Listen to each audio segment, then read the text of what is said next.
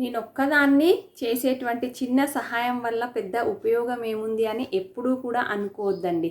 మీరు చేసేటువంటి ఆ చిన్న సహాయమే పెద్ద తేడాని చూపిస్తుందనమాట. దానికొక చిన్న ఎగ్జాంపుల్‌గా చిన్న స్టోరీ అయితే నేను ఏఐ పిక్చర్‌తో అయితే చెప్పదలుచుకున్నాను ఈరోజు. ఈ స్టోరీ గనుక మీకు నచ్చినట్లయితే తప్పకుండా ఒక లైక్ చేయండి అండ్ నా ఛానల్‌ని సబ్స్క్రైబ్ చేసుకోండి. హాయ్ అండి అందరికీ నమస్తే. ఎలా ఉన్నారు అందరూ? బాగున్నారు కదా? Welcome back to Sarasu world. చిన్న సాయమే పెద్ద తేడాను చూపిస్తుందనడానికి చిన్న ఎగ్జాంపుల్గా ఒక స్టోరీ. అదేంటి అంటే, ఒక వ్యక్తి ఉదయాన్నే లేచి వ్యాయామం కోసం సముద్రం ఒడ్డుకు వెళ్ళాడంట.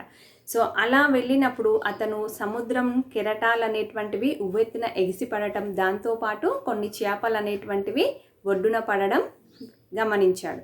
సో ఆ చేపలు అనేటువంటివి ఏమవుతుంది, ఒడ్డున పడ్డాయి అంటే సూర్యకిరణాలు పడినవంటే అవి చనిపోవడం అనేటువంటిది జరుగుతుంది అనేటువంటిది అతను గమనించడం జరిగిందనమాట.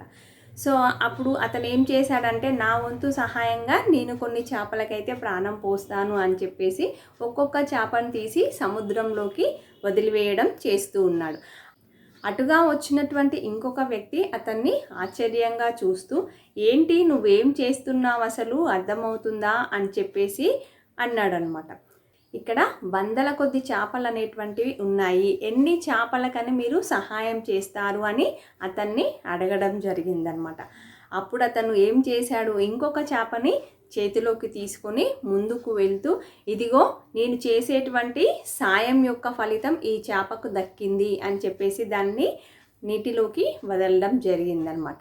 అంటే మనం చేసేటువంటి చిన్న చిన్న సాయమే అది పెద్ద తేడాను చూపిస్తుంది. మనం బ్రతికి ఉండడం వల్ల ఉపయోగం ఉందా లేదా అనేటువంటిది కాదు. అక్కడ ప్రతి ఒక్కరూ కూడా నేను చేసేటువంటి చిన్న సాయమే పెద్ద తేడాను చూపిస్తుంది అనేటువంటి ఉద్దేశంతో చేసినట్లయితే ఆ చిన్న సహాయం అంతా కలిసి పెద్దదిగా అవుతుందన్నమాట.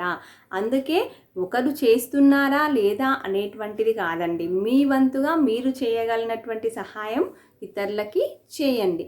సో దాని యొక్క ఫలితం అనేటువంటిది కనీసం ఒక్కరికైనా లభిస్తుంది కదా. మీకు గనక ఇలాంటి చిన్న చిన్న స్టోరీలు నచ్చినట్లయితే తప్పకుండా ఒక లైక్ చేయండి అండ్ నా ఛానల్ని సబ్స్క్రైబ్ చేసుకోండి. Thank you.